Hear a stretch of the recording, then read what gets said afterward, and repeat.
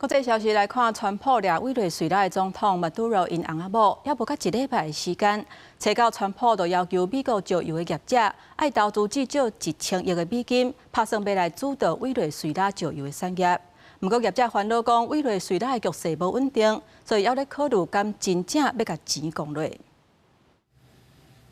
美军南方司令部初稿证实，美军搁伫加勒比海上靠岸一只叫做欧琳娜游轮，这是美国最近第5摆炸掉游轮的行动。欧琳娜挂当地运的机啊，最近来往伫委内瑞拉，美国搁一摆派兵上船，就是要控制委内瑞拉受制裁石油出口。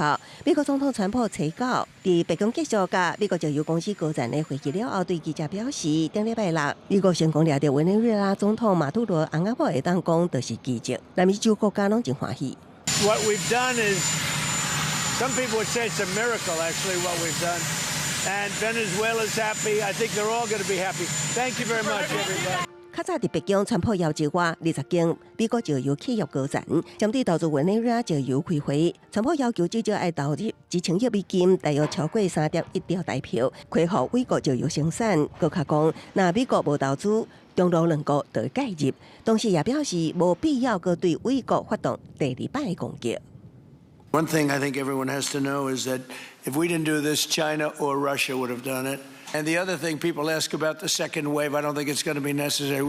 川普表示，目前有3000万桶美国原油要运去美国，总价大约40亿美金。虽然一寡独立石油公司对投资委内瑞拉表达兴趣，也毋过像埃克森美孚等石油头家拢比川普更加谨慎。埃克森美孚讲，若无重大变革， 包括安全保障等，委内瑞拉无具备投资的价值。也过美国能源部长莱特又言讲，投资美国石油2年来都会当有可观的获利。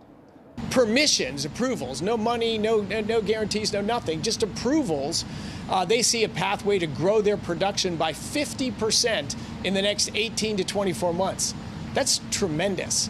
美国石油业唯一也伫美国营运的雪佛龙同款态度谨慎，因表示因的重点有关是当地员工的安全甲资产设备。专家认为，若要将美国石油产量救回到1990年代末期，每年350万桶的水准，投资就不止1000亿美金。目前委内瑞拉原油产量已经降到每日80万桶。公司新闻警员陈编译。